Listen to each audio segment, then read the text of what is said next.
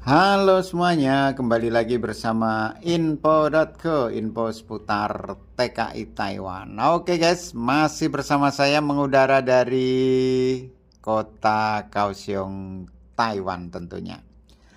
Oke, sebelumnya saya ucapkan terima kasih buat teman-teman semuanya yang sudah mengikuti info.co selama ini. Semoga kalian semua sehat dan selalu berbahagia guys. Buat teman-teman yang masih proses di PT-PT Indonesia atau bahkan yang rencana baru mau berangkat bekerja ke Taiwan, semoga usaha kalian lancar guys dan segera berangkat ke Taiwan. Oke, untuk edisi video kali ini saya akan ngasih info buat kalian semua. Nah, ini info valid ya sebenarnya dari sumbernya, dari sumber A1. Dari sahabat TKI Taiwan yang kemarin saya ketemu guys. Ini adalah job spesial yang memang harus punya keahlian khusus guys. Jadi kalian tidak mungkin diterima ngambil job ini kalau kalian tidak punya keahlian khusus. Ini wajib dan memang benar-benar dites guys. Job apa itu? Ya, itu adalah jobnya tukang masak guys, alias jadi juru masak atau kerjanya hanya memasak. Masaknya di mana bang? Nah, masaknya adalah di proyek guys. Jadi ceritanya begini ya. Kemarin itu aku bertemu dengan sahabat TKI Taiwan. Dia itu bercerita mengenai job ini guys. Jadi job ini adalah job khusus masak. Jadi masakin orang-orang yang kerja di proyek itu, alias teman-teman TKI lainnya kan yang kerja di situ banyak, terus dia yang masakin. Jadi alurnya itu begini. Ini prosesnya ya, kata teman saya itu, prosesnya di PT MLS Sidoarjo Jawa Timur guys. Prosesnya. Jadi misalkan ada bos dari Taiwan, bos proyek, dia menginginkan 30 orang atau 40 orang. Itu satu bos ya, tidak dipencar-pencar ya, tidak beberapa bos, satu bos menginginkan 30 orang, minimal 25 orang sampai 40 orang. Itu mengambil satu tukang masak guys. Jadi kerjanya hanya masak. Jobnya itu hanya masak. Sehari masak 3 kali, pagi, siang, dan sore. Yaitu memasak untuk teman-teman lainnya yang bekerja di proyek alias di lapangannya guys. Kalau dia bagian di dapur. Itu ada. Tapi kalau hanya memberangkatkan sekitar 5 atau 10 orang, 15 orang ya tidak memerlukan juru masak. Kalau memberangkatkan lebih dari 25 orang sampai 30-40 orang satu bos, itu memerlukan juru masak.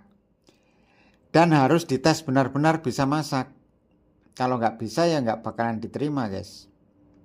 Itu prosesnya ada di PT MLS Sidoarjo Jawa Timur. Kemarin saya cerita, teman saya kemarin cerita begitu ya.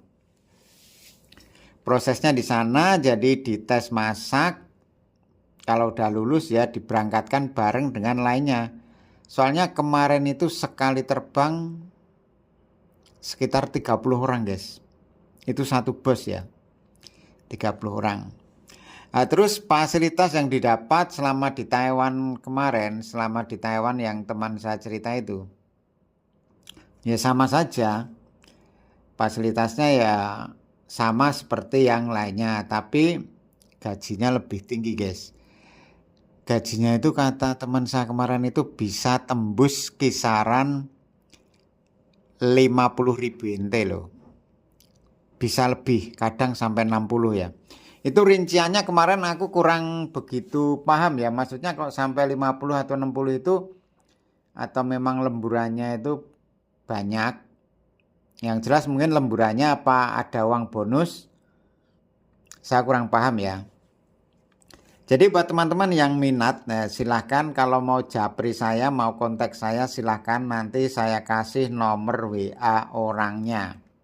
Kalian bisa tanya-tanya mengenai job menjadi koki alias juru masak di proyek, guys. Kalau kata saya ya mending jadi juru masak daripada kerja di proyeknya ya. Kalau di proyeknya kan ya tahu sendirilah di proyek ya. Kalau itu kan hanya di bagian dapur.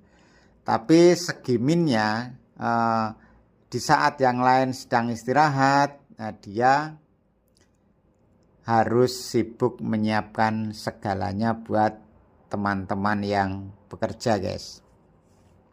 Minimal ya bangun setengah 4 subuh itu udah bangun lah minimal.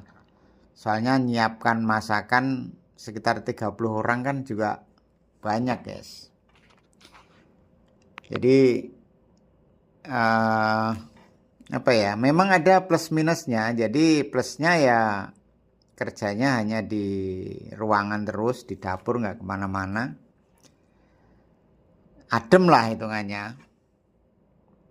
Kalau minusnya ya di saat yang lain sedang istirahat atau masih istirahat, ini sudah beraktivitas, guys. Jadi begitu ya buat teman-teman yang ingin proses job memasak. Nah, kalian memang harus benar-benar bisa masak. Kalau nggak bisa nanti dites juga mental nggak bakalan. Kalau kalian tidak punya keahlian, jangan ngambil job ini ya. Saran saya kalian hubungi langsung PT MLS yang ada di Sidoarjo itu. Misalkan tanya saja apakah ada job untuk masak di proyek lah. Misalkan dia memberangkatkan rombongan 30 orang, satu bos, nah itu pasti butuh satu juru masak, guys. Nah itu cerita dari teman saya kemarin ya, yang saya temui di kota Siben kemarin.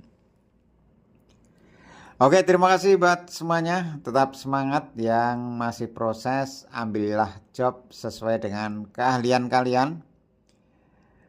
Jangan ambil job yang kalian tidak ahli. Nanti akan repot di Taiwannya, guys.